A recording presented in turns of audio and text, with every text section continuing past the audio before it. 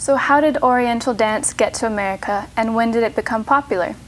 Oriental dance made its first appearance in 1893 at the Chicago World's Fair with the performance of Little Egypt.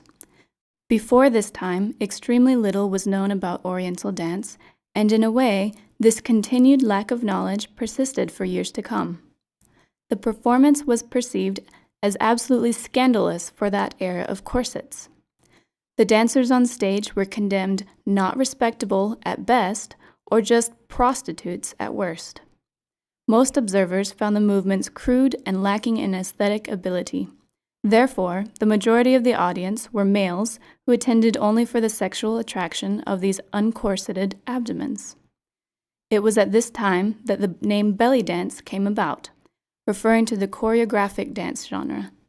Sol Bloom, the entrepreneur for the 1893 exhibition, created the name belly dance, and it was this misnomer that fed the public's general opinion of disapproval.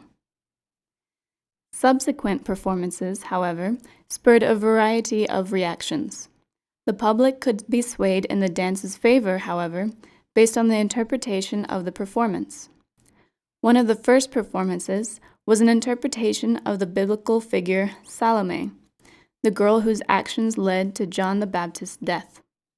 For example, the opera Salome by Richard Strauss depicts Salome as an oversexed nymphomaniac thirsting for the head of John the Baptist because he had sexually aroused her.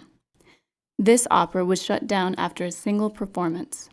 But in 1906, the influential dancer Maud Allan gave her own interpretation of the Dance of the Seven Veils with her performance, The Vision of Salome. This unprecedented performance portrayed Salome as an innocent victim of her mother's scheme to kill John the Baptist. The public responded positively to this interpretation, and she made history by performing the dance over 250 times in London that same year. Even as Oriental dance made its way into America and became more positively received, there was one non-negotiable condition for its positive reception. The dancers had to be white. Americans wanted the exotica of the Orient to be filtered through American bodies. Authenticity was not a concern at the time. In the mind of Americans, the Orient, Morocco, India, Persia, was all the same.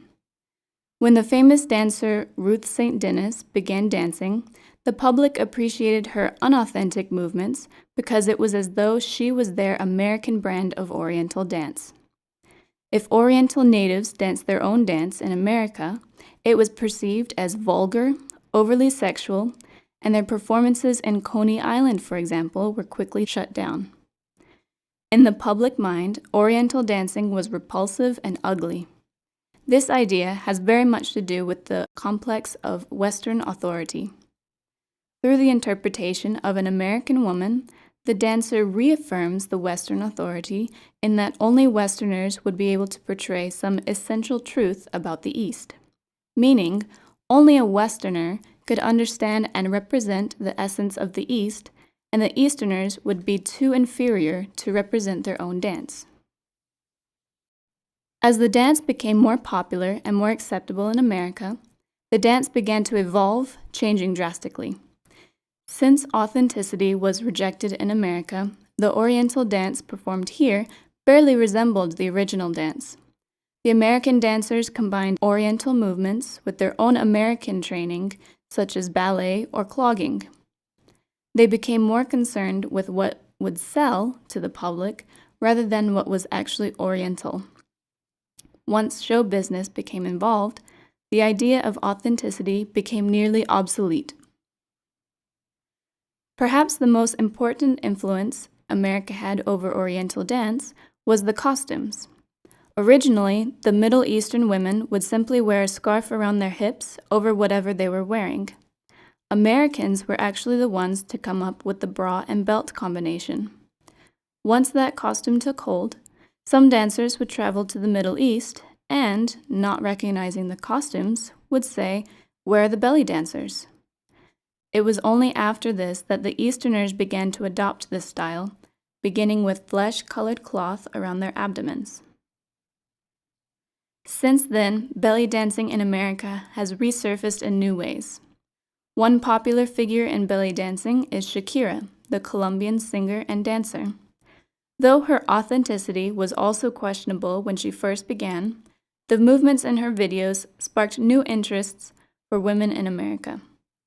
Belly dancing is now a popular form of exercise and spiritual uplift in America, with millions of women and men taking classes and performing in small venues.